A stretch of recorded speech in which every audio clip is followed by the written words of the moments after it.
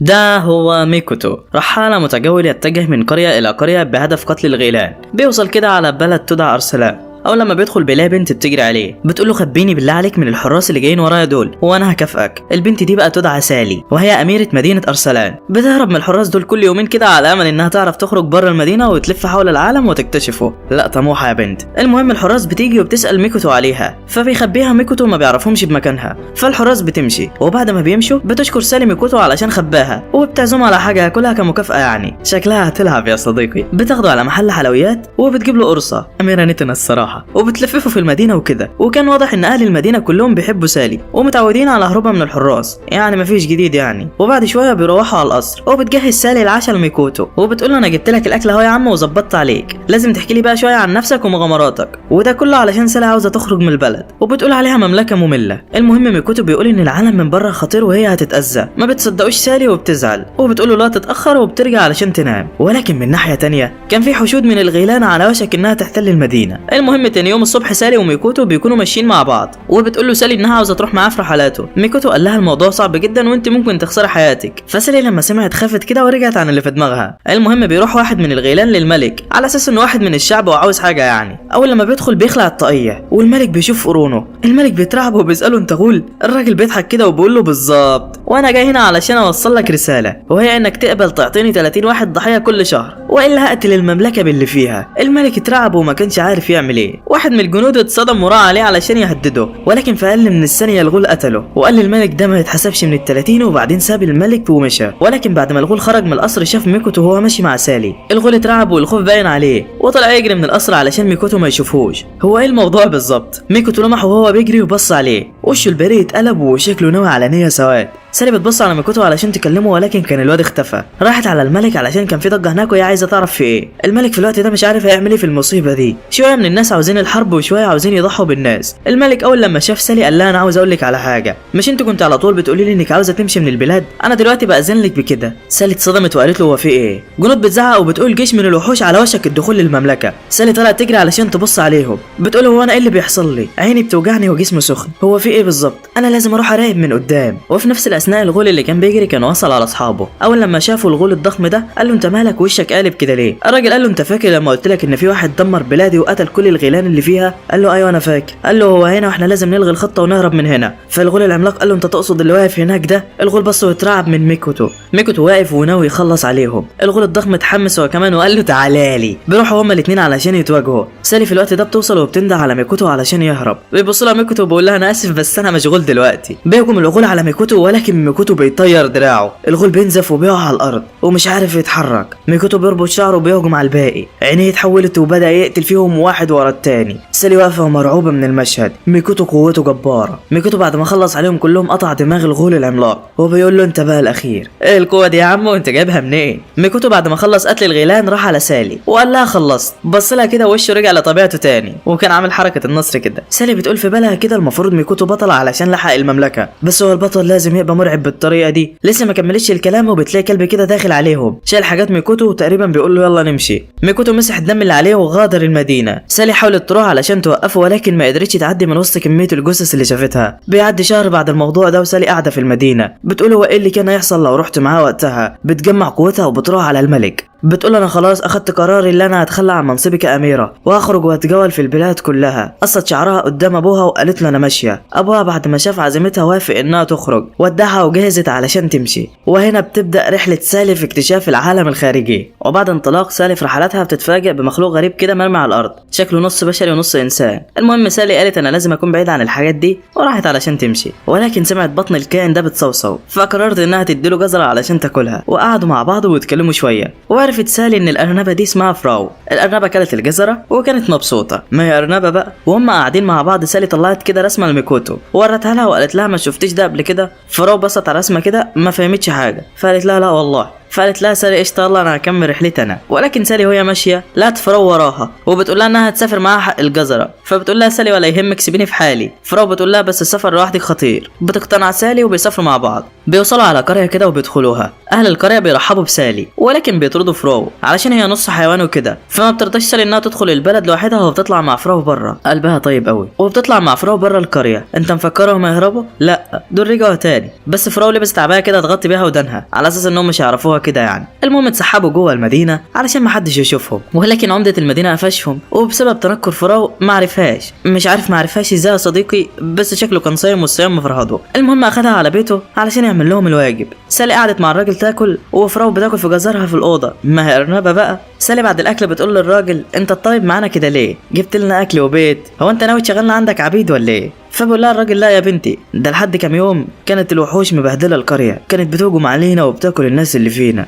لحد لما عدى علينا عابر سبيل قتل كل الوحوش ولحق القريه، وعلشان كده القريه بقت في امان. وطبعا بعد ما انا شفت عابر السبيل وهو بيعمل كده قررت ان انا ارحب باي عابر سبيل بقى يدخل القريه وكده. الراجل طلع محترم يسلي في دماغي، ولكن بتكون سالي عرفت ان عابر السبيل ده هو ميكوتو وسالته عليه، فالراجل بيقول لها انه مشى وما يعرفش عنه حاجه بعدها. فبتقول له سالي تمام. هو بتساله هو انتوا ليه بتكرهوا اشباه البشر؟ فبيقول لها الراجل علشان هم وحوش وما بيفكروش وهم خطر على البشر. فبتقول له سالي قشطه وبتسيبه وبتروح علشان تنام، بس ضميرها بيأنبها قبل ما تنام علشان ضحكت على الراجل ودخلت فراو على بيته وهو ما يعرفش، ولكن في الاخر بتقرر انها تنام. والصباح رباح بقى بتنام سالي وبتصحى الصبح على صوت ناس بتزعق، بيقولوا وحش هجم على القريه. سالي بتروح عليه وهي حاسه بحاجه غريبه في جسمها، ماسكه عينيها وشكل عينيها بتتلون وبتقول انا حاسه ان فيها حاجه غريبه. الوحش حاصر سالي وكان خلاص هيخلص عليها، ولكن فراو بتتدخل على الوحش وبتكسر دماغه وبتقول له ما عادش غير الديك كمان يتكلم. وبيشوفها شويه جنود كده معديين على القريه وبينبهروا منها، ولكن اهل القريه بيكونوا خايفين من فراو وبيقولوا عليها وحش وبيطلبوا منها الخروج بره القريه. سالي بتحاول تدافع عنها ولكن مفيش فايده. فراو في الوقت ده بتروح على الرجل اللي استضافه من امبارح وبتقول له شكرا على عشاء عمه، وبعدين بتسيبهم وتمشي هي وسالي. ولكن هما في الطريق الجنود بتقبض عليهم. ايوه هما اللي شافوا فراو وهي بتقضي على الديك وبياخدوهم علشان يتحاسبوا وبيحطوهم في السجن في مملكه ريمدال، ولكن لحظات بس وبيجي لهم هوسون علشان يحررهم وبيقول لهم انه قبض عليهم علشان ما ينفعش بشر يسافر مع اشباه البشر، بس هو عارف الحقيقه وشاف فراو وهي بتدافع عن سالي وبتشكر كبير القريه فعلشان كده هيحررهم. طب قبضت عليهم ليه من الاول؟ ما علينا، شكله عنده فراغ عاطفي. المهم سالي وفراو بيكونوا جعانين، بيقولوا له طالما انت قبضت علينا يبقى لازم تجيب لنا ناكل. مش عارف اي منطق ده بس المهم يعني. هوسون بيقول لهم بس بالراحه عليا علشان لسه بكون نفسي والله، وبياخدهم على القريه علشان يجيب لهم الغدا وبيقول لهم غدا بس بالله عليكم مش عشاء معاه. فبيقولوا له ما تقلقش. وهم ماشيين في الشارع شويه عيال بيروحوا على هوسون وبيكون مفكرين سالي حبيبته، وبيقول له عرفت تنقي يا عم ولع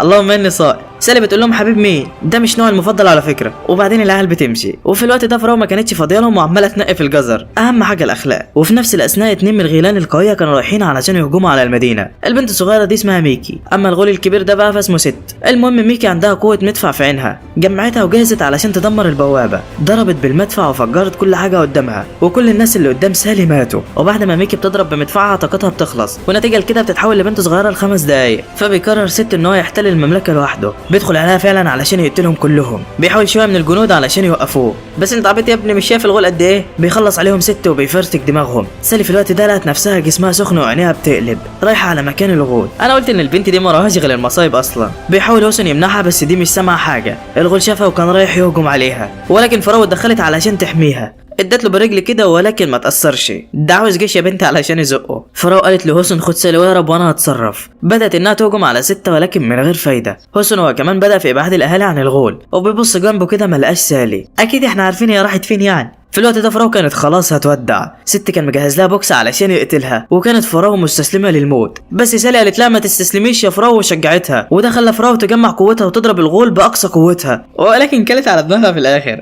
اخرت اللي يسمع كلام سالي. والغول بعد ما شاف سالي قال لها انت جيتي تاني؟ طب تعال، وجهز علشان يقتلها. سالي لاحظت ان جسمها سخن اكتر، عينيها قلبت وشكل الدنيا خربانه معاها. هو ده وقته. بيهجم عليها ست وفجاه بضربه واحده من سالي طيرت دراعه. ايه ده، هي طلع لها فايده ولا ايه؟ ومن جانب تاني كانت ميكي الغوله التانيه قاعده عند شجره بره كده مستنيه قوتها ترجع على امل انها تهجم على المملكه تاني. وفجاه بيطلع لها ميكوتو وبقول لها منوره. البت بتتصدم علشان ما حسيتش بحد وراها. بيقطع ميكوتو الشجره وبيقول لها جهزي علشان هقطعك. البت بتتصدم ووشها بيقلب الوان. ميكوتو بيقولها لو قتلتك كنت ضعيفه دلوقتي مش هحس بمتعه في القتال، فاستنى لحد لما قوتك ترجع وبعدين هقتلك. ذل مفيش كلام. البنت وشها بيقلب كده وبتقول له تمام. نروح بقى لسالي تاني واللي مبتسمه كده بعد ما قطعت ايد الغول، ولكن ست بيضحك وبيقول لها هخلص عليكي برضه. بيروح علشان يضربها ببوكس كده في قوته كلها، ولكن بتصد البوكس بتاعه بايد واحده. ايه ده هي جامده كده ليه؟ وفي نفس الوقت كانت قوه ميكي قربت انها ترجع وقررت انها تقتل ميكوتو. بيقوموا هما الاثنين وبيجهزوا علشان يتواجهوا. بتطلع ميكي عين الغول بتاعتها وبتفعصها علشان تطلع قوه كده اسمها سيندو، وبيطلع كذا عين كده وبتبعت واحده منهم تجيب الدعم ليها. وبيكون ست بعد ما عرف ان سالي اجمد منه قال لازم اوريكي مدفعي بقى. جهز مدفعه وشحنه بطاقته كلها علشان يخلص عليها بضربه واحده. فجر المكان كله وهو مفكر ان كده خلص على سالي. غلبان قوي والله. وبيطلع ان مدفعه ما اثرش على سالي ولا كأن اي حاجه حصلت، وبصت له بضحكه كده وبعدين خلصت عليه بسيفها. مش عارف حته السكينه دي عملت الجرح ده كله ازاي يا صديقي، بس ما علينا. المهم بيموت ست وبتنتصر سالي عليه، ولكن بيغمى عليها. بتسمع ميكي الانفجار اللي عمله ست قبل ما يموت، وبتقول هو في ايه؟ ست استخدم مدفعه ولا ايه؟ هو بيواجه حد جوه ولا ايه؟ يا صديقي هي بتقول كده بنفس الطريقه. فبقول لها ميكوتو ركزي معايا، وبيشقها نصين، ولكن بيطلع وهم وهي لسه عايشه. بيتواجهوا بيكون ميكوتو المسيطر، بيخلص ميكوتو على عيون ميكي مره واحده. البت بتصدم من اللي عمله من قوته، وبتقول له انت جامد كده ازاي؟ فبقول لها زي السكر في الشاي، وبيستهزأ ميكوتو بيها اكتر، وبيقول لها انت دلوقتي ما عادش في ايدك حاجه تعملها غير انك تستخدمي المدفع بتاعك، وما تقلقيش انا مش ههرب. وغرز السيف في رجله. ميكي اتعصبت منه وضربته بالمدفع بتاعها اللي هو عينيها، يعني اصل عينيها قاتله يا صديقي، ولكن مدفعها ما اثرش على ميكوتو ولا كأن حاجه حصلت. شكل قلبه من حجر يا اسطى. وبعدين طاقه ميكوتو خلصت ورجعت عيلها تاني. ميكوتو ادالها رجلين كده وكأنها كوره، وقبل ما بيخلص عليها افتكر ذكرياته وهو صغير، وعلشان كده مرضاش يقتلها، فعصلها عينيها الوحشه وكسر لها قرنها، وبكده فقدت قوه الغول اللي فيها. جاله الكلب بتاعه وطلع بيتكلم والله، قال له انا شامم ريحه سالي جوه وشكلها عندها نفس قوتك يا ميكوتو. قال له انا بصراحه اتصدمت جدا، اتصدمت قوي، ويلا علشان نمشي. وراح علشان يمشوا. سالي بعد يوم بتفوق على السرير وكان جنبها فرو. اول لما بتصحى بتتصدم وبتفكر ست لسه عايش، بس بيقول لها هوسون انها خلصت عليه. بتحكي لها فرو على اللي حصل وسالي ما بتكونش مصدقه اللي هي عملته، وبتقول اكيد في حاجه غلط. بيقول لها هوسون انا عاوزك معايا في موضوع انت وفرو. بياخدهم وبيطلعوا كده على الحراس. الحراس بقوا معجبين بيهم علشان لحقوا المملكه بتاعتهم، وما فكروش في ان فرو مش انسانه ولا حاجه. المهم بياخدهم يهوسون على السجن علشان يوري لهم ميكي، واللي لقاها بره المملكه مغمى عليها وشاكين انها غوله وهتخلص عليهم، وعلشان كده بعتوا سالي وفرو علشان هم اللي يقدروا يقفوا في وشها. لا راجل يال. المهم بتوافق سالي على كلامه وبتدخل عليها. بتقوم ميكي وبتاخد جنب كده وما بتردش عليهم. بتقول لهم انا غوله ولما قوتي ترجع هقتلكم كلكم. بتجمع قوتها كلها وبتضرب فرو بالبوكس على اخرها، بس يا ريتها ما ضربت. سالي بعد ما شافتها عجبتها البنت وقالت لها احكي لي حكايتك. ميكي قالت لها انها كانت هتبقى كويسه لولا الواد اللي ضربها وقطع لها قرنها وسابها ومشى. بتتصدم سالي علشان بتعرف انها بتتكلم عن ميكوتو، وبتكون فرحانه وبتقول لي ميكي ما تعرفيش الحراس انك غوله والا هيعدموكي. ميكي بتبص بصه انكسار كده وبتقول لها مش فارقه، كده كده انا الزمن جرى عليا خلاص. بتصعب على سالي بعد الكلمتين دول وبتقول لها ما تقلقيش خلاص انا هتصرف. بتأمر سالي فرو تكسر الزنزانه وبتاخد ميكي وبتهرب.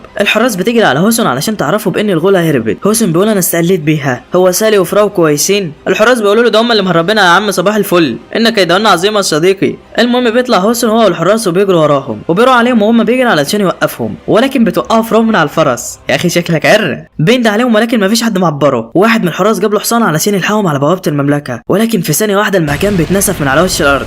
ايه ده هم اتسخطوا ولا ايه؟ لا عاوزين تعرفوا. وبيبدا الجزء الثاني مع ذهول هوسون والبنات اللي وراه. الكل واقف مستغرب ومش عارفين ايه اللي حصل، لسه ما كملوش الكلام وبيلاقوا غول مقنع جنبهم، وبيكون هو ده الدعم اللي طلبته ميكي. الغول ده اسمه سومينكي واسمه غول القناع. بيقول لميكي انا مش عارف قتل مملكه من البشر صعبه كده عليه عليكم، بس لسه فاضل 3 من البشر ما ماتوش. لا اقصد 4. يقصد ميكي بالكلام يعني. ميكي بتقول له انت اهبل، انا غوله زيك. سومينكي بيقول لها فين قرنك، فين عينيكي، انت دلوقتي زيك زي البشر وهتموتي. ميكي بتقع على الارض منهاره وبتقول له خلاص اعمل اللي تعمله واقتلني. لسه رايح يقتلها وبتلاقي سالي داخله عليهم وبتقول له تقتل مين يا بتاع انت، اللي هيقرب للبنت دي وانا واقفه هعوره. هو بصت له وهي بتضحك كده. فرو راحت وقفت جنبها. سالي قالت لها هنعمل ايه دلوقتي يا فرو، انا مفاصلي ثابت وركبي بتخبط. فرو بتقول لها ما تقلقيش يا سالي، انت قويه، انت اللي هزمت الغول التاني. بيسمعهم سومينكي وهما بيقولوا كده وبيهجم عليهم علشان يقتلها. قبل ما بيلمسها بيكلموا واحد ويقول له استنى ما تقتلهاش، فبيستنى.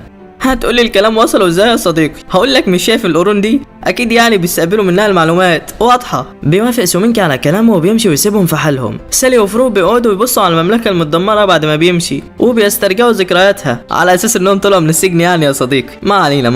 المهم سالي بتقول ايه ده في واحد معانا حالته النفسيه متدمره. تقصد هوسن يعني. انا عارف انك يا صديقي نسيت هوسن والمملكه والدنيا كلها. لا انا عاوزك تركز معايا كده وتروق. بتروح سالي على هوسن وبتديله قلمين وبتقول له فوق وامسك نفسك، انت قوي يا هوسن واحنا ما عندناش ولا اكل ولا اسلحه ولا ميه وعاوزين ناكل. البنت دي قاسيه قوي يا جدعان. بيفوق هوسن وبيقرروا يروحوا على مملكه مجاوره ليهم واللي بتقول لهم عليها ميكي يعني. اصل كانت دارسه المنطقه قبل ما تحاول تهجم عليها يا صديقي. بيروحوا على القريه وبيدخلوا على فندق علشان ياجروا لهم اوضه. صاحب الفندق بيقول لهم لا مفيش انصاف حيوانات تقعد في الفندق بتاعي لحظه، وما بيكونش راضي يدخلهم. ولكن هوسن بيقول لهم ما تقلقوش انا هتصرف. وفعلا بيتصرف والراجل بيوافق. هتقول لي تتصرف ازاي يا صديقي؟ هقول لك. راعى الراجل ولا انا قائد فرسان واضمن لك ان دي مش خطيره. فالراجل وافق بسهوله واضحه. المهم طلعوا على الاوضه وهوسن طلع محفظته وادالها لسالي وقال لها روح اشتري لنا حاجه ناكلها بيها بس اوعي تصرفيها كلها، ما عادش عندي شغل وده كل اللي معايا في الدنيا من ساعه ما شفتك والنحس ماسكني. فلوس اتصرفت والمملكه اتهدت. انت نحسي كده ليه يا سالي؟ فبتقول له ما تقلقش هرجع لك بالمحفظه فاضيه. وبتطلع سالي علشان تمشي.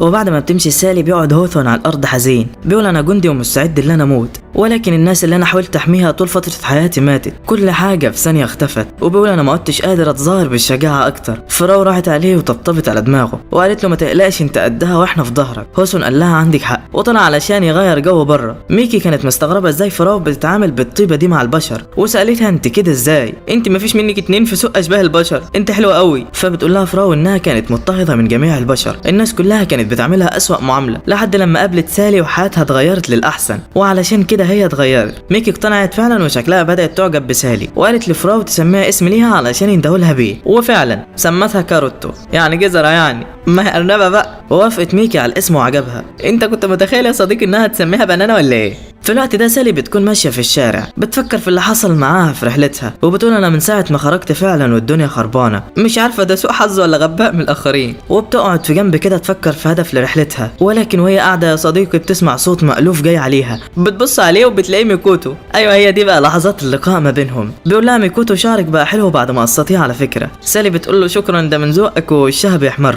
بتسال ميكوتو وتقول له هو ليه في فرق ما بين كل الاجناس؟ البشر بتكره انصاف البشر وبتحاربهم دايما، والغيلان بتكره البشر وبتقتلهم. هو الدنيا ليه كده؟ فبيقول لها ميكوتو تخيل ان في نص بشري قتل ام طفل قدامه. الطفل هيكبر ومشاعر الحقد والكراهيه لانصاف البشر هتكبر معاه. لو الطفل ده قتل نص البشري اللي قتل امه محدش هيلومه طبعا، ولكن تخيل الحقد هيقف على كده؟ لا والله ده يفضل يقتلهم كلهم لحد اخر واحد فيهم. وبقول لها دي مجرد نظريه يعني. بتقوم سالي وتفكر في كلامه شويه وبتقول انا خلاص قررت هدف رحلتي خلاص، انا هحاول اوحد جميع الاجناس وما اخليش في صراع ما بين اي حد. بيقول لها ميكوتو الموضوع ممكن يبقى مليان اشواك. بتقول له سالي انا اقدر استحمل شويه الم. وعرضت على ميكوتو انه يسافر معها، ولكن ميكوتو رفض وقال لها انا بحب سهوله الترحال لوحدي. فقالت له تمام وراح علشان يمشي. وهو ماشي الكلب بتاعه بيقول له هي بتبص لك لسه، ما تبص لها يا عم. فبيقول له ميكوتو لو انا بصيت عليها هيكون كاني بقول لها انا عاوز اجي معاكي، فانا مش هبص علشان ما علقهاش. من جانب تاني كان في واحد اسمه سوميراغي هو اللي كان وقف سومينكي من الهجوم على سالي. بيقول له سومينكي انت وقفتني ليه؟ انا كنت اقدر اخلص عليها. بيقول له سوميراغي انا لحقتك قبل ما تقتلك، انت ما تعرفش قوتها قد ايه. بيقول له سومينكي طب مين اللي قالك توقفني؟ بيقول له الاول وشكل الموضوع في ان. وبيرجع بين المشهد لهوسن اللي بيشوفه عيل صغير كده بيروح يقول له انت لسه عايش وبياخده في الحضن. وبترجع سالي على الفندق وبتكون جايبه لهم الطلبات. بيرحبوا بيها وبتلاقي الطفل ده قاعد مع هوسن بيحكي لهم قصته انه كان في المكتبه بيحرسها عادي لحد لما واحده طلعت من المكتبه وبصت لي بصه كده رعبتني بصراحه، وبعدها لقيت نفسي في الغابه فترعبت اكتر وجيت بعدها على المدينه هنا. بيعرف هوسن من كلامه ان اللي لحقته ديت هي ساحره الغابه. ولما بتسمع سالي كلمه ساحره بتقول له احنا هنروح عليها علشان تشكرها حق ما انقذت الجندي بتاعك يا هوسن، ولا انت ناكر الجميل ولا ايه؟ وطبعا هي يا صديقي مش فارق معاها الجندي ولا فارق معاها اي حاجه، بس هي عايزه تشوف الساحره مش اكتر. وبيناموا علشان يروحوا عليها. ولكن كاروتو بتروح بالليل وتقابل سوميراغي وبيعرض عليها انه يرجع لها قوه الغول بتاعتها مقابل انها توصل له معلومات اكتر عن سالي.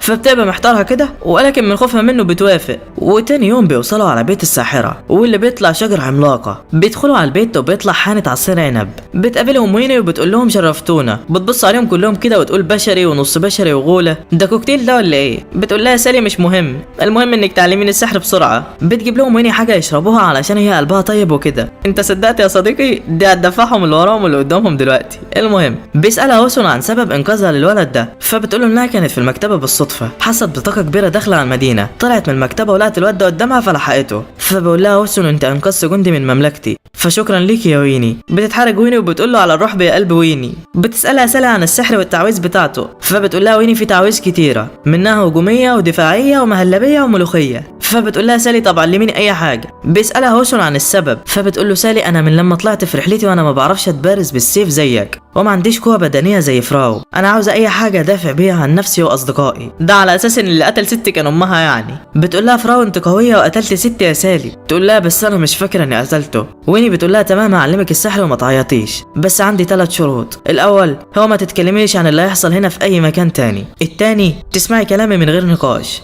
التالت تدفعي لي 1,000,000 جنيه كاش. بتتصدم سالي وبتقول 1,000,000 ايه؟ هو انا لا ياكل؟ فبتقول لها ويني نظرا لحالتكم هقبل بكل اللي معاكم. بتبص سالي على هوسون كده فبقول لها مش هديلك حاجه. تقول له سالي هوسون انا ولا الفلوس؟ يقول لها هوسون الفلوس طبعا. بتزعل سالي وبتطلب منه يعلمها المبارزه، مش عارف هو ايه اللي حصل بس حاجه على قد فلوسهم يعني. بيطلعوا بره وبيديلها خشبه على اساس تهجم عليه بيها. بتهجم سالي عليه بكل قوتها ولكن بيصدها هوسون بسهوله. وكانت ميكي افتكرت كلام سوموراغي وهي واقفه لما قال لها بص عليهم بعين السند بتاعتك، ولما بصت عليهم لقت سالي عندها طاقه سحريه كبيره جدا وكانت مصدومه منها. بيخلص اليوم وبيقرروا انهم هيمشوا، بس بتقول لهم ويني ان الوقت اتاخر وممكن يباتوا عندها في الحانه بتاعتها.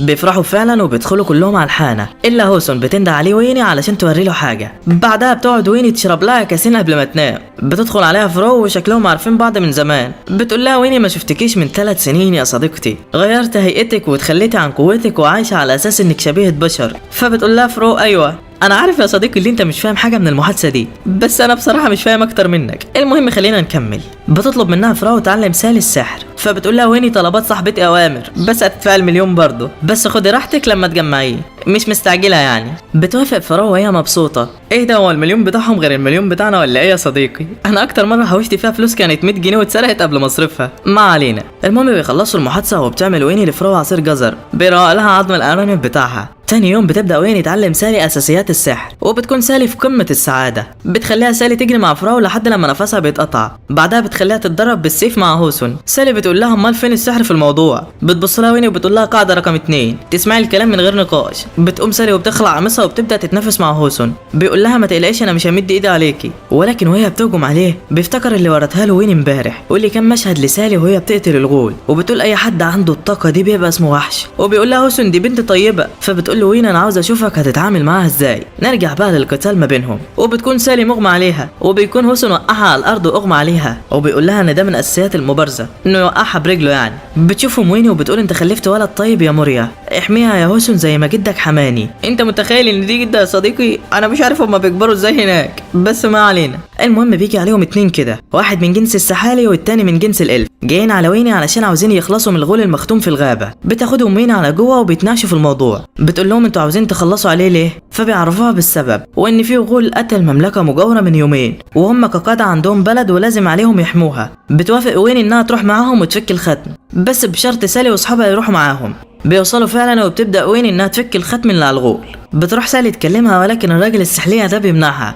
وبيقول لها هي شغاله دلوقتي مش ولا منك ولا كفايه شرك يعني. وبتقعد سالي تهزر مع الراجل السحليه. فراو وميكي بيشوفوها وبيعرفوا انها ما بتفرقش فعلا ما بين الاجناس. في الوقت ده هوسون بيروح على قائد الالف وبيساله عن جنوده، اصلا مش شايفهم في ساحه المعركه يعني. فبيقول له ان الالف مهمتهم رمي السهام علشان كده هم مستخبيين في الشجر. فبيقول له هوسون يعني انت عاوز تضحي بشعب السحالي والجيش بتاعك مستخبي في الشجر. بتسمعهم سالي وبتدافع عن قائد الالف ولكن قائد الالف ما بينكرش اللي قاله هوسون وبيقول له بالظبط الكلام بتاعك. بتتصدم سالي وبتقول له انت وحش كده ازاي؟ انت لازم تبقى راجل بلاش شغل العيال ده. لسه ما كملوش الكلام وبنلاقي غوله في هدوم كهنه داخله عليهم اسمها هاتسكي. بيتصدموا كلهم علشان مش هي الغول المختوم. بتاخد بالها هاتسكي من ميكي وبتقول لها بتعملي ايه مع البشر؟ بتفكرها خانت الغيلان واتحدت معاهم وبتقول لها خلص عليكي. بتسمعها سالي وبتقول لها انا اللي جرجرتها معايا، لو عاوزه تلومي حد لومين انا. بتتعصب هاتسكي وبتخلع الطاقيه. مش عارف ليه يا صديقي كلهم لابسين طواقي طالما هيخلعوها. المهم بتهجم عليهم بشعرها بس بتوقفها فراو. بيروح بينا المشهد لسوموراغي وسومينكي واللي بيكونوا اساس المشاكل دي كلها. وبيكون سوموراغي هو اللي باعت هاتسكي علشان تقيس قوه سالي هي والغول المختوم. المهم سومينكي بيشوف ميكوتو معدي كده فبيقول كويس انا جعان دلوقتي اما اروح اتغدى. سوموراغي بيقول المسكين كان لازم يعدي دلوقتي. ولسه ما كملش الكلام وبيلاقي ميكوتو طير دماغه وبيقول لي سومراغي هو قرب مني مره واحده فمعرفتش غير اني اخلص عليه بضربه واحده. هو كان لازم ابين اني عانيته وانا بقتله ولا ايه؟ سومراغي بيتصدم منه وبيقول له انت مين وانت جامد كده ازاي؟ فبيرد عليه ميكوتو بيقول له انا اللي هخلص على كل الغيلان. نرجع بقى لسالي هي والشله بتاعتها. كان الغول المختوم انضم للمعركه واللي هو عباره عن شجره عملاقه، مش عارف انا شفته فين قبل كده بس ما علينا. المهم بيعمل هوسون خطه جديده علشان يقتلوا الغول العملاق. بيسال ويني هي عندها قوه تقدر تهزمه ولا لا، فبتقول له عندي بس هحتاج تحضيرات ووقت علشان اقدر اعملها. بيقول لها هوسون تمام. بيجمع هوسون الكل وبيقول لهم السحالي والالف هيحاصروا الغول العملاق لحد لما وين تجهز تعويذتها، وسالي هنحطها طعم الهاتسكي لحد لما اهجم عليها انا وفرو من ظهرها. مش عارف هما بيجوا على سالي كده ليه على طول.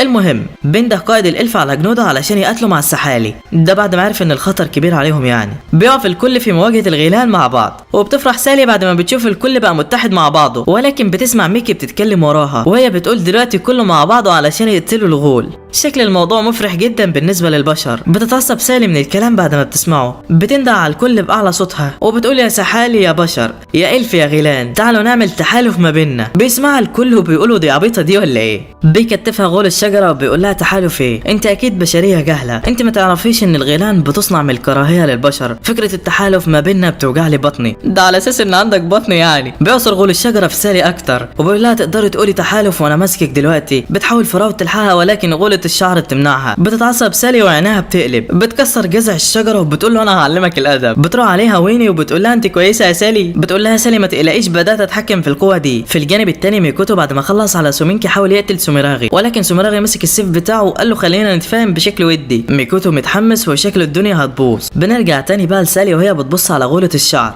وشكلها عاوزه تقتلها، وبيقول لها غول الشجره ان قوتها معموله من عكس قوه الغيلان وعلشان كده وجودها في حد ذاته غلط. بتتصدم سالي من الكلام اللي بتعرفه عن نفسها زي وزيك يا صديقي بالظبط فما تستغربش. بيقول لها غول الشجره انك لو عاوزه تعملي تحالف ما بيننا يبقى لازم تقتلي نفسك هنا ودلوقتي يا ابن الغداره. بتروح ويني عليها وبتقول لها ما تصدقهوش، هو بيقول كده علشان خايف منك مش اكتر. بتسالها سالي هو انا بجد عندي القوه اللي انا اخلص على الغيلان كلها؟ بتقول لها ويني بصوت هادي ايوه. بتقول لها سالي قشطه. بتزعق تاني باعلى صوتها. بتنده على غول الشجره وهاتسكي بتقول لهم انا من شويه عرضت عليكم التحالف بس انتوا ما رضيتوش، بس انا دلوقتي بلغي الطلب ده ودلوقتي انا بامركم بالتحالف والا هخلص عليكم دلوقتي. هي لقت الكلام ما بيجيبش معاهم قالت يبقى هوريلكم العين الحمراء. بتتعصب عليها هاتسكي وبتكتفها بشعرها. بتقول لها انا سايباكي تتكلمي براحتك من ساعتها. بتضحك سالي وبتقطع لها شعرها. بتهجم عليها وبتدي لها بوكس بتوقعها على الارض وكان على وشها ابتسامه خبيثه كده. بيقول لها غول الشجره كنت بتضحكي دلوقتي؟ انت اكيد مستمتعه في القتال، انا كمان كنت بستمتع في قتل البشر اللي زيك يا سالي. بتقول له ما تقارنيش بيك انا مش زيك،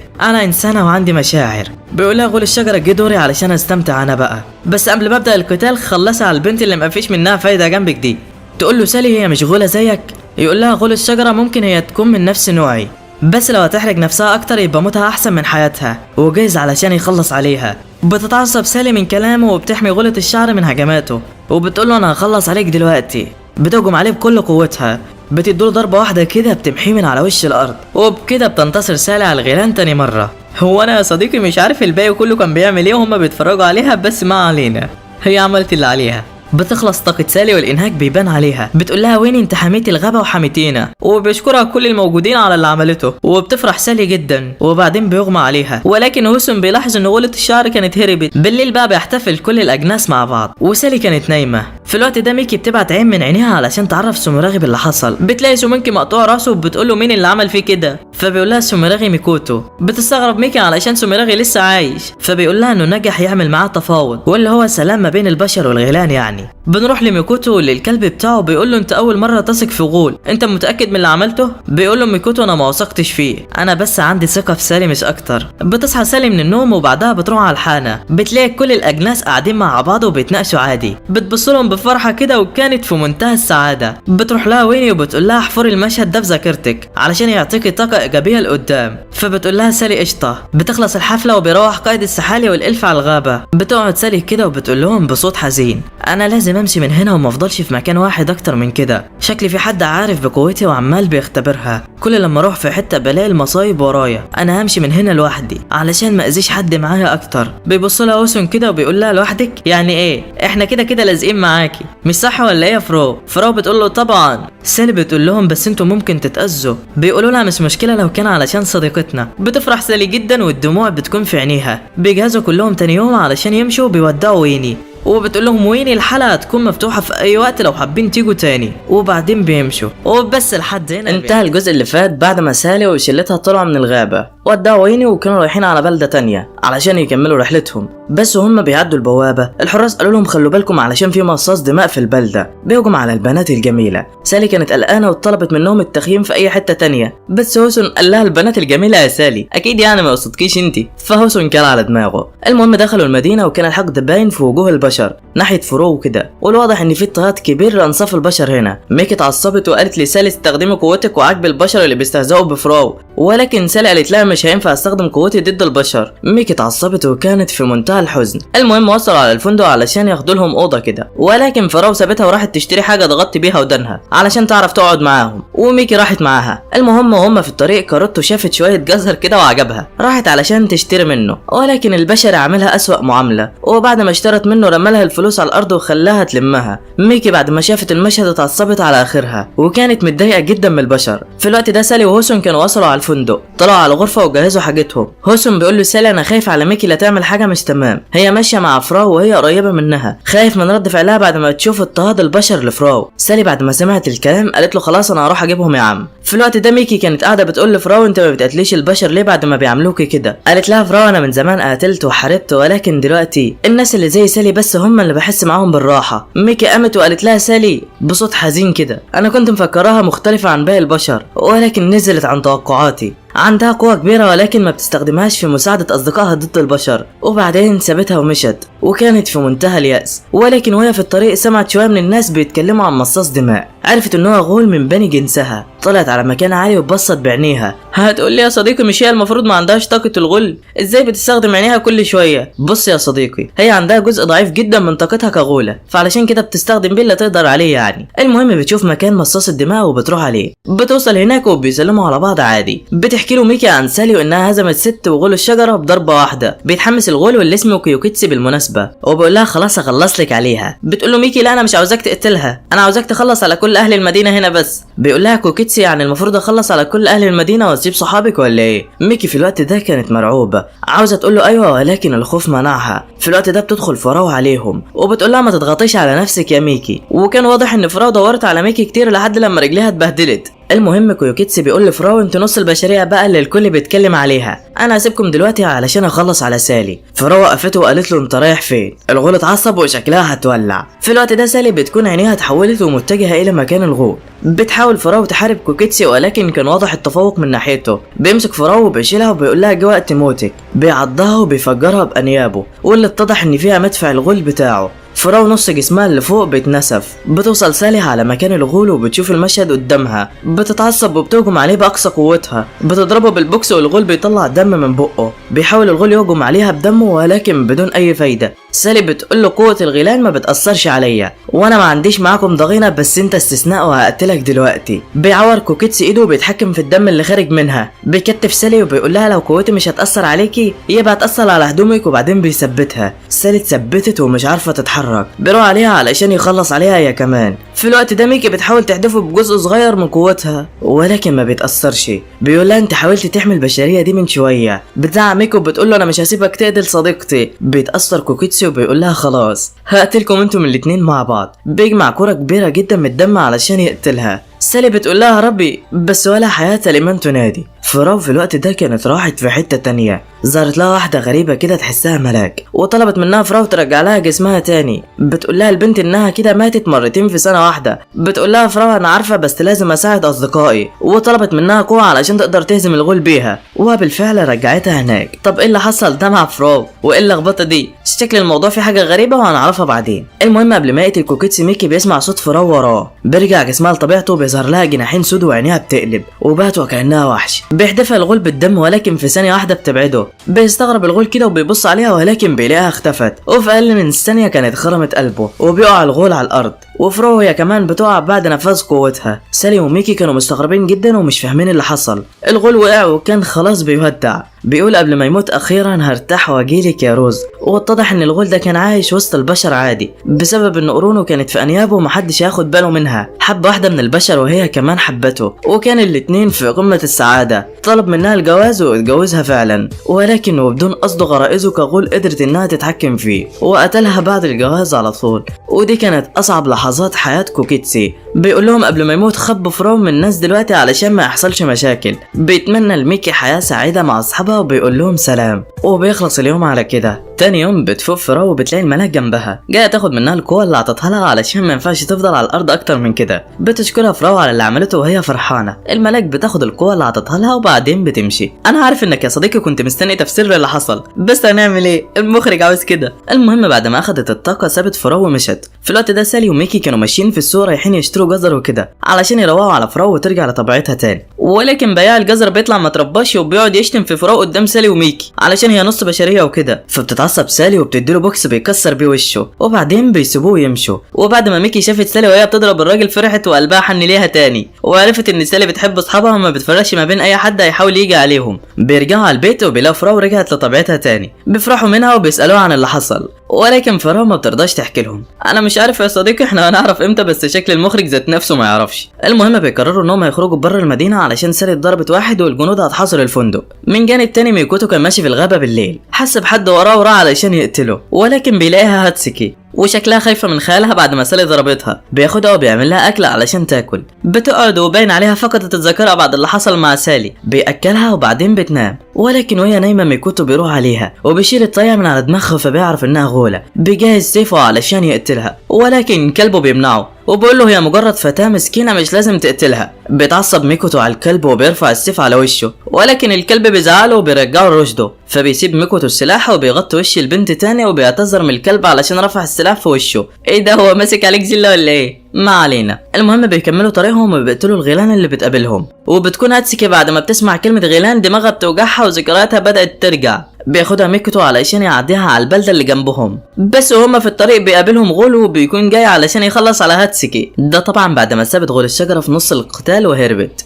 ده على اساس انها كان المفروض تصلي جنبه يعني. فبيقول له ميكوتو هي مجرد راهبة فقدت ذكرياتها مش اكتر. بيتعصب الغول وبيزعلها اكتر، فبتبدأ ذكريات هاتسكي ترجع. مش عارف هي بترجع مع زي ولا ايه. وبعد ما بترجع ذكرياتها بتقول له انا هخلص عليك دلوقتي، ولكن بيشقها الغول بسيفه. وميكوتو واقف وبيقول لهم خلصوا القتال واللي هيتفضل منكم هقتله. بعد ما بتسمع هاتسكي الكلام بتتعصب وبتمسك قرنها وبتخلعه، وبتقول له انا دلوقتي ما عدتش غوله ولازم عليك تنقذني. وبعدين بيغمى عليها. بتفتكر ذكرياتها وهي مغمى عليها، وبتفتكر سالي بعد ما هزمتها وبتقول انا مش عاوزه اموت، انا عاوزه اقابلها تاني. وفعلا بتلاقي نفسها صحت وميكوتو عالجها. وبيطلع ان الغول التاني هو كمان خاف من ميكوتو وهرب. مش عارف يا صديقي هو كان بيعيب عليها ليه طالما يعمل زيها. ما علينا. المهم بتشكر هاتسكي ميكوتو علشان انقذها، وبتقول له انها هتسافر معاه من النهارده ومش هتسيبه، وبيخلص اليوم على كده. بعدها بفتره بيشارك هوسون في مسابقه للمبارزه، وده مش علشان هو جامد يا صديقي، ده علشان فلوسهم خلصت وهم محتاجين الفلوس علشان يصرفوا.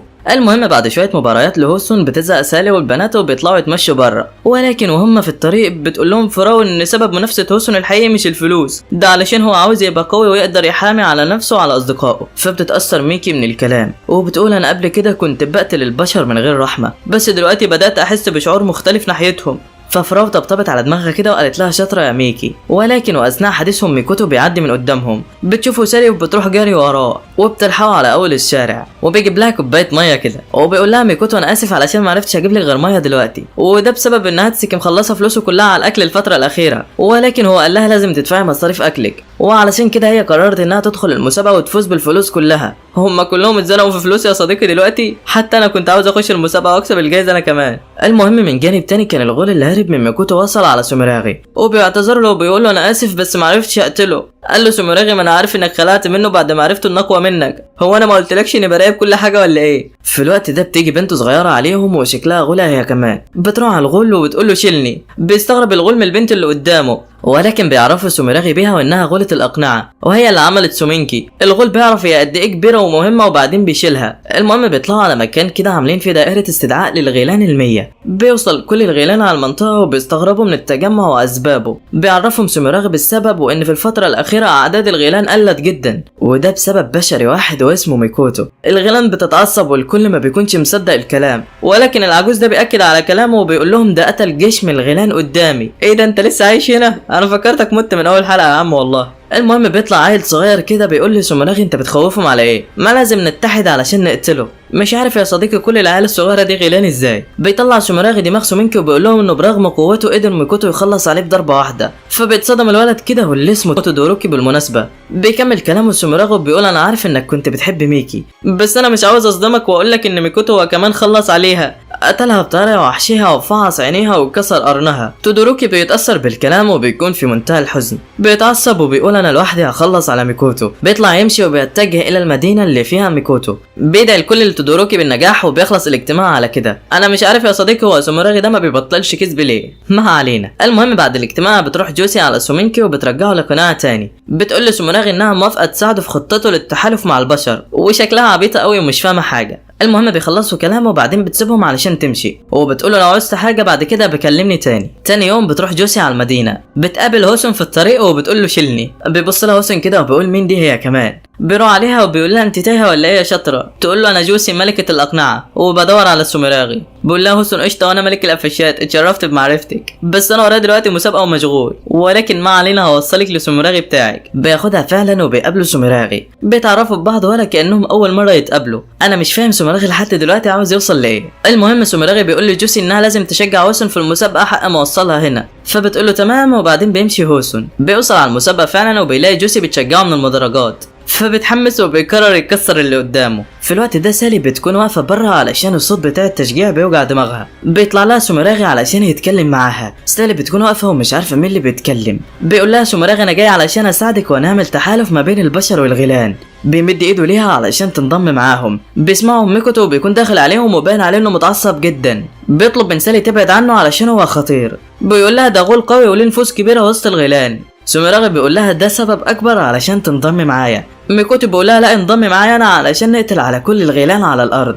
سالي بعدها بتقف محتاره ومش عارفه هي هتختار مين في الاتنين. موقف محير جدا ليها. انتهى الجزء اللي فات بعد ما عرض كل من سوميراغي وميكوتو على سالي الانضمام معاه، وسالي بعدها بقت محتارة جدا ومش عارفة هي هتختار مين. بس بعد ما فكرت شوية قررت تنضم لميكوتو. راحت عليه وقالت له انا مش مع فكرة قتل الغيلان كلها، بس انا هنضم معاك انت. ميكوتو بعد ما سلمت عليه اترعب كده وقال لها ما كانش لازم تختاريني، وبعدها طلع علشان يجري. مش عارف يا صديقي هو اهبل ولا ايه. المهم سالي بتطلع تجري وراه علشان تشوف ماله. ميكوتو بيقف مكانه كده وبيقول لها فاكرة لما انا حكيت لك قصة الولد اللي اتقتل ابوه من الغيلان؟ قالت له فاكرة. قال لها انا بقى الولد ده وكل يوم بكره الغيلان اكتر وعلشان كده بقتلهم، بس كل لما بقتلهم النار اللي جوايا ما بتهداش وبفضل اكرههم اكتر، فعلشان كده بقتلهم. وانت عاوزة تخلي البشر تعيش مع الغيلان وانا مش هقدر على كده. سالي بتقول بس انا عاوزة اسافر معاك يا ميكوتو. لسه ما كملتش الكلام وبنسمع صوت انفجار في سور المدينة. تودوروكي ورجالته وصلوا علشان ينتقموا لميكي. الناس في المدينة كلها بتترعب وبتطلع علشان تهرب، وتودوروكي ورجالته بيتوزعوا علشان يقتلوا ميكوتو، وكان معاهم غول كده نايم. مش عارف يا صديقي هو جاي ينام هنا ولا ايه. ما علينا.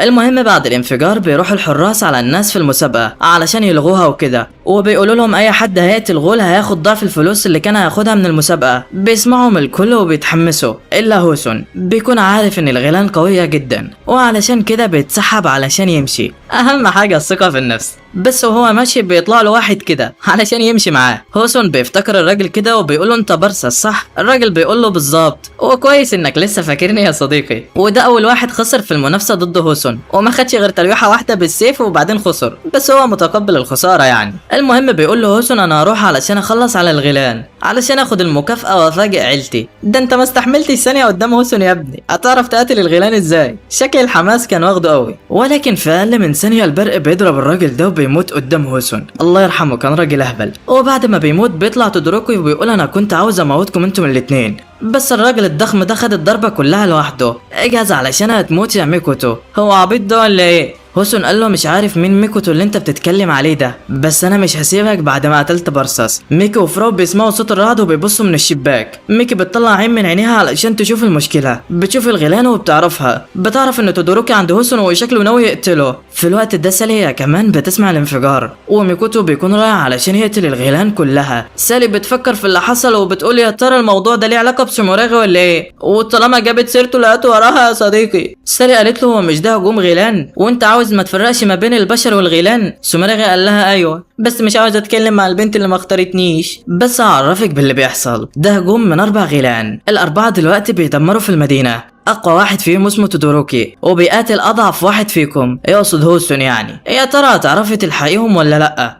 ونسيت اقولك، انا مش ناوي اخليكي تروحي له على فكره علشان ما اختارتوش يعني. سالي بتتصدم كده وبتقول له يعني لازم اهزمك علشان اعدي. سوموراغي بيقول لها بالظبط. ومن جانب تاني ميكوتو كان راح على الغول اللي نايم علشان يقتله. اول لما بيوصل عنده بيطلع السيف علشان يخلص عليه، ولكن بعدها بيحس بحاجه غريبه في جسمه وبينام جنبه، واتضح ان الغول ده بيخلي اي حد عاوز يقتله ينام. المهم ميكي وفراو كانوا طلعوا يجروا علشان يلحقوا هوسون وكده، بس كل واحده فيهم راحت بالناحيه. مش عارف هما زعلوا من بعض ولا ايه يا صديقي، بس شكل ميكي عاوزه تقابل واحد تاني. المهم فراو وهي بتجري بيشوفها غول النسر كده وبيهجم عليها وبيقول لها يا وكاله من غير بواب ولا ايه، مش هخليكي توصلي على مكان تودوروكي. في الوقت ده سالي كانت جمعت قوتها، هجمت على سوموراغي ولكن من غير اي فايده. في نفس الاثناء ميكي بتوصل على الغول ابو ايدين طويله وبتقول له ايه ده، انتم جايين هنا ليه؟ هم البشر دول اذوكم في ايه؟ فبيتصدم الغول كده علشان ميكي بتطلع عايشه وبيقول لها احنا هنا علشان ننتقم لموتك ونقتل اللي قتلك. ميكي قالت له انتم عاوزين تموتوني بالعافيه؟ ما انا عايشه اهو، وبعدين انتم جايين تنتقموا لي ليه يعني؟ فبيقول لها الغول شكلك ما انتش عارفه تودوروكي، يقصد مش عارفه انه بيحبها يعني. غول مش سالك والله. المهم ميكي بتقول له طالما انا عايشه هتوقفوا الهجوم على المدينه يعني. الغول بيقول لها ده لو انا سبتك عايشه يعني، وبيهجم عليها علشان يقتلها. شكل دماغه لسعت يا صديقي. المهم في الوقت ده تودوروكي ضرب البرقه على هوسون، بس هوسون خلى السيف ياخد الضربه بداله. تودوروكي بيضرب على هوسون وهوسون بيحاول يتفادى الهجمات يمين في شمال، وبعدها قال ما بدهاش بقى، طلع علشان يجري. الجري نص الجدعانه بقى. تودوروكي قال له بعد الكلام اللي قلته طلعت تجري، انا مش هرحمك، وطلع يجري وراه. بس هوسون طلع عامل له كمين، استناه لحد لما جه عنده، بعدين ضربه على دماغه بالسيف بتاعه، فوقعت الطاقيه من على دماغ تودوروكي. بص للطاقيه كده وافتكر ان ميكي هي اللي كانت عطيها له، اتعصب على الاخر وقال له يبقى انت قتلت ميكي بالطريقه دي هي كمان، وقرر انه يقتله. في الوقت ده فراو كانت بتحارب الغول النسر، هجمت عليه ولكن قدر يثبتها بمخالبه، وقال لها انا مش هسيب حد يقرب من تودوروكي وانا موجود، واستخدم مدفعه عليها، وشكل الدنيا هتبوظ خالص. في نفس الاثناء ميكي كانت واقعه على الارض، بيقول لها الغول على السبب اللي هيخليه يقتلها، وهو انه عاوز يقتلها علشان هي بتسعى للتعايش مع البشر زي سوموراغي، وان حتى لو ده هينفع مع تودوروكي فمش هينفع معاه علشان هو شكله مخيف والكل بيقول عليه وحش ومش هيرضوا يصاحبوه. فبتتعصب ميكي وبتقول له يبقى لازم اقتلك علشان اعدي بقى. بتهجم عليه بقوتها، بس جسمه بيتمدد والهجمات ما بتاثرش عليه، بيهجم عليها وبتتفادى ميكي هجماته بصعوبه، وشكل الدنيا هتبوظ معاهم يا صديقي. في نفس الوقت تودوروكي كان اتعصب واستخدم قوته الكامله، طلع وحش فوق دماغه كده علشان يقتل هوسون، بيجمع قوه كبيره جدا علشان يقتله بيها. هوسون بعد ما شافه قال له يبقى شكلي هموت هنا، ضحك كده وقال له بس انا لازم اثبتك هنا لاطول فتره لحد لما اصحابي يجوا ويحموني. تودوروكي ضرب باقصى قوته علشان يقتله. هوسون راح ناحيه البرق وكانه رايح ينتحر، ذكرياته كلها ترجع وخلاص شكله هيموت، ولكن فجاه بتظهر ويني وبتصد كل البرق بايد واحده. ايه ده يا صديقي، شكلها هتلعب تاني. بعد ما بتظهر ويني بيتفاجئ هوسون منها جدا، وبيتفاجئ اكتر علشان هي حمته، وبيكون تودوروكي متعصب علشان البرق بتاعه ما قتلش هوسون، بس بتكون ويني رايحه هناك علشان تدي سيف لهوسون علشان يحارب بيه وكده، وبتقول له انا شفتك بتقاتل غول بسيف خشبي، قلت لازم اديلك حاجه تعرف تقاتل بيها. وبيحس هوسون ان السيف بينبض في ايده، وبتقول له وين ان السيف ده بيقطع اي حاجه حتى لو كان برقه او جسم غول او اي حاجه. فبيقول لها هوسون تمام، وبعدين بتمشي، وبيكون تودوروكي مفكرها بتهزر، وبيقول انه هيخلص عليه. بيجهز سيف من البرق كده وبيهجم على هوسون، ولكن السيف بتاع هوسون كان قوي جدا وبيصد كل البرق وبيقطعه بسهوله.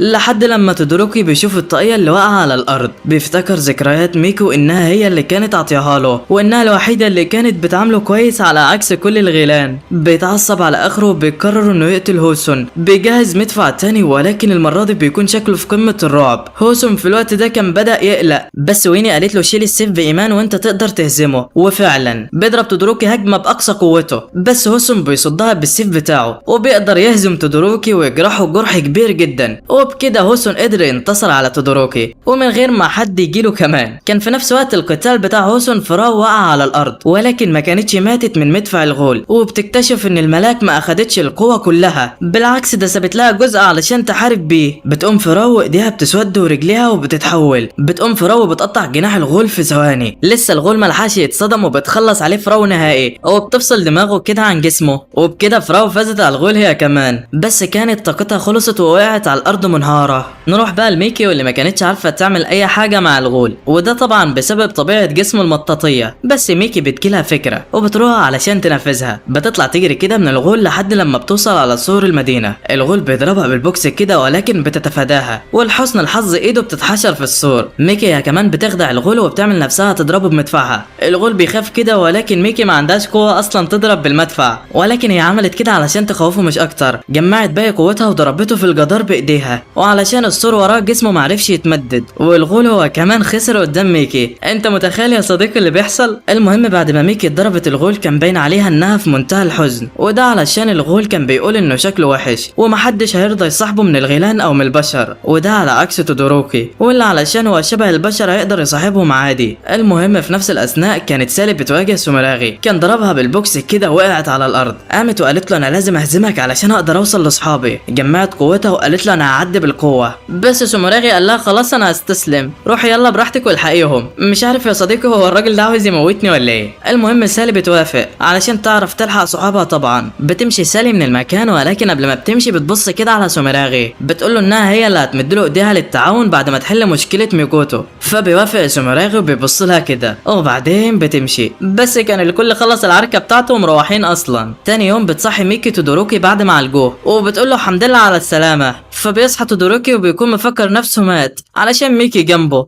بس بتقوله انه لسه عايش وهي كمان عايشه. فبيفرح تودوروكي جدا وبيعيط من الفرحه. صعب عليها جدا والله. المهم في نفس الاثناء سالي بتكون قاعده مع هوسون وبيتكلموا عن اللي حصل، وبتكون سالي مستغربه علشان هوسون قدر يهزم تودوروكي. فبيحكي لها هوسون على كل اللي حصل وان ده كله كان بسبب ويني. فبتفرح سالي جدا علشان ويني عندهم، وبتقول لهم ويني على المكان الجديد اللي المفروض يروحوا عنده واللي هي بلد تدعى ليجيديا، ومنعت التفرقه ما بين البشر والغيلان وانصاف البشر واي حد يعني. المهم بيوافقوا كلهم وبيجهزوا علشان يمشوا. تاني يوم بتودعهم ويني وبتعمل تعويذة انتقال علشان ترجع على الغابة، بس قالت لهم انها هتزورهم على طول يعني، وبعدين بتمشي. بعدها بتكلم سالي تودوروكي وبتعرض عليه ان هو ينضم معاها علشان هي بتسعى للتحالف ما بين البشر والغيلان. فبيكون تودوروكي متردد في الاول ولكن في الاخر بيوافق، بس بيقول لها انه مش هيسافر معاهم، ده هيسافر لوحده كده وهيعمل اللي هيقدر عليه علشان يحقق الهدف ده يعني. وبعدين بيمشي. خد يا اسطى انت رايح فين؟ خليك مع حبيبتك ميكي. ما علينا. المهم بيودعهم تودوروكي وبيطلع علشان يسافر. بيشوف سومراغي على اول البلد كده وبيقول له انت كذبت عليا ليه وقلت لي ان ميكي اتقتلت. بيقول له سومراغي مزاجي وان كان عاجبك يعني. تودوروكي بيتعصب بس لسه ما اتعصبش قوي وبيلاقي سومراغي خلص عليه من ظهره. قلت لك خليك مع ميكي احسن لك. المهم سومراغي بعد ما قتله رماه كده وقال له روح كلم بقيه صحابك وسلم لي عليهم، يقصد اللي ماتوا يعني، وقال وجهت المره الجايه هي ليجيديا. وبعدين مشى. وبس لحد هنا بيخلص الجزء الاول. بعد ما القتال بينتهي بتروح هاتسوكي علشان تلحق ميكوتو وترجعه بعد ما نام من تاثير الغول. بدا يفتكر ماضيه وهو نايم، بس علشان نعرف ماضي ميكوتو لازم ابدا احكي لكم الحكايه كامله. كان يا مكان في قديم الزمان راجل عجوز عاش مع زوجته. الراجل طلع علشان يصطاد ومراته راحت تغسل الهدوم في النهر، بس وهي بتغسل لقى الطفل في النهر راكب قارب على شكل خوخه. المراه اخذت الطفل عندها وربوه لحد لما كبر وبقى راجل وسموه ميكوتو. بس بعد ما ميكوتو كبر قرر ان هو يسافر في رحله علشان يعرف ابوه وامه الحقيقيين ويعرف هم ليه سابوه في النهر. بس وهو ماشي بيقابل كلب كده على الطريق وبيديله حته دنجو علشان ياكلها، بس الكلب بعدها بيشكره على الدنجو. وبيتفاجئ ميكوتو علشان الكلب طلع بيعرف يتكلم زي البشر، بس الكلب بيطلب منه ياخده معاه في رحلاته. فميكوتو بيوافق. بيفضلوا ماشيين لحد لما بيوصلوا على قريه كده جنبهم. ابوهم. بيقول ميكوتو للكلب عن هدف رحلته وانه عاوز يشوف ابوه وامه الحقيقيين، فالكلب بيقول له تمام. بس هم هناك بيسمعوا صوت اهل القريه بيصوتوا، ناس بتزعق وبتقول ان في غول في المنطقه. ميكوتو جرى على المكان علشان يشوف في ايه. اول لما وصل على مكان الغول اتصدم من المشهد اللي قدامه. الغول بياكل في اهل القريه كلهم، وكان على وشك ان هو ياكل طفل صغير هو كمان. الكلب بينده على ميكوتو علشان يهرب من المكان، بس ميكوتو بيقول انا مش هقدر اهرب واسيب طفل بيتاكل قدامي. بينده على الغول وبيقول له سيب الطفل في حاله. الغول بيبص على ميكوتو علشان يخلص عليه. ميكوتو كان واقف وجسمه كله بيرتعش من الغول. الغول بيهجم على ميكوتو بقوه كبيره جدا. الكلب كان داير وشه وفكر ميكوتو خلاص هيموت، بس بعدها بيتفاجئ ان ميكوتو لسه عايش وصد ضربه الغول بايد واحده بس. ميكوتو حس بقوه كبيره في جسمه، هجم على الغول وخلص عليه بضربه واحده من سيفه، وبعدها الكل بيتصدم من قوه ميكوتو وكانوا فرحانين جدا. عين ميكوتو في الوقت ده اتحولت على شكل قلب، والناس توجت ميكوتو كبطل بعد ما هزم الغول، وبداوا يطلبوه في باقي القرى علشان ينقذهم من الغيلان. وميكوتو بعدها نسى هدف رحلته الاصلي وبدا بس يقتل في كل الغيلان، لحد لما في يوم بيروح ميكوتو على الجزيره اللي فيها قائد الغيلان كلها. بيواجهوا ميكوتو وبيقدر ان هو يهزمه ويقطع دراعه، وبيكون قائد الغيلان وعده ان هو لو اتهزم فالغيلان مش هتهجم على البشر تاني، وبيقول له القائد ان هو هيلبي الوعد ده. بس خلي بالك يا ميكوتو، بعد ما هزمتني الكيشين هيجيلك ويقتلك. فميكوتو قال له تمام وكان قلقان كده. بعدها القرى عاشت في سلام من الغيلان. ميكوتو كان قلقان من كلام قائد الغيلان لسه، وعلشان كده بنى بيت في الغابه بعيد عن الناس كلها، وبدا يعيش فيه ويتدرب ويستنى اليوم اللي الكيشين هيجي فيه. ولكن كانت الحياه وحشه جدا لوحده، بس كل ده هيتغير دلوقتي. في يوم بالليل في غول راح على ميكوتو، قال له انا غول بس بسبب شكلي بعرف اتخفى وسط الناس عادي واقتلهم وبسهوله، بس وانا في القريه اتعرفت على واحده وحبيتها من كل قلبي، اتجوزنا وخلفت منها ولد، بس غرائزي كغول خلتني اقتلها وانا مش واخد بالي، وانا جاي لك هنا علشان تقتلني قبل ما اقتل ابني هو كمان. ميكوتو كان شايف الراجل بيرتعش وما كانش عاوز يقتله، بس الراجل فضل يترجاه لحد لما ميكوتو وافق وقتله. بس بعدها ميكوتو كان خايف على ابنه ونزل علشان يشوف ايه اللي بيحصل له في البلده،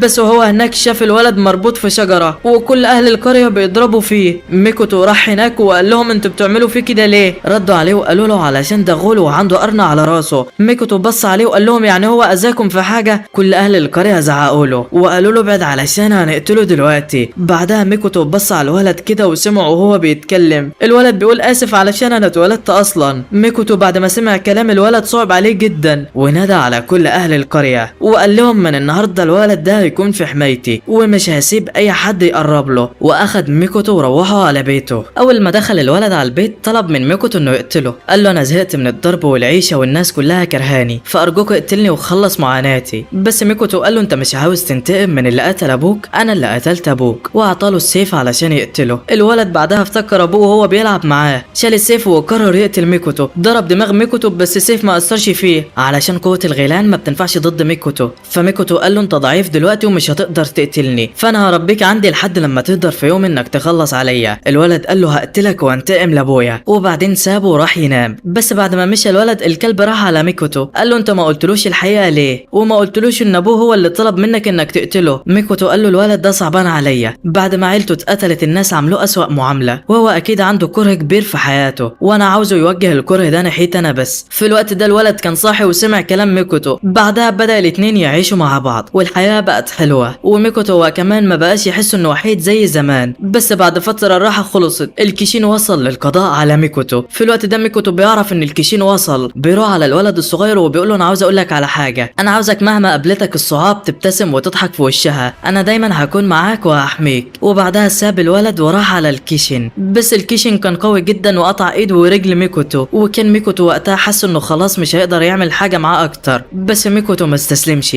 مسك السيف بسنانه وقدر انه يجرحه في وشه، بس كانت طاقته خلصت ونام على الارض من التعب. في الوقت ده الولد كان عارف مكانه ورايح عليه. الكلب حاول يمنعه بس الولد قدر يعديه. وصل على المكان وشاف ميكوتو متغرق في دمه. ميكوتو بيقول له انت جيت لي دلوقتي؟ الولد بيعيط وبيقول له ايه اللي عمل فيك كده؟ ميكوتو بيقول له انت دلوقتي على وشك الانطلاق في رحلاتك، لازم تتعلم تتقبل نفسك علشان تقدر تصاحب ناس تانية. الولد بيعيط وبيقول له بس مفيش هدف للحياة من غيرك. ميكوتو قال له طول ما انت بتضحك هتلاقيني معاك وهحميك. وانتقلت قوة ميكوتو للولد ده. بعدها الكيش انفجر المكان بيهم الاتنين علشان يخلص عليهم، بس بيبص كده لقى الولد داخل عليه بالسيف بتاع ميكوتو. قوة الغول بتاعته اتفعلت مع قوة ميكوتو وقدروا انه يقطع دراعه في ثواني. لسه الكيشين ما لحقش يتكلم وقرن الولد بيكبر، والولد قطع الكيشين لجزئين. بعدها بيقرر الولد انه ياخد اسم ميكوتو وينتقم من كل الغيلان اللي بوظوا العالم. وبس لحد هنا بينتهي الانمي. انا مش عارف هما هينزلوا الجزء الجديد امتى، بس اول لما ينزل هنلخصه باذن الله. ويلا يا عم ما تنساش الاشتراك في القناة، وسلام سلام سلام.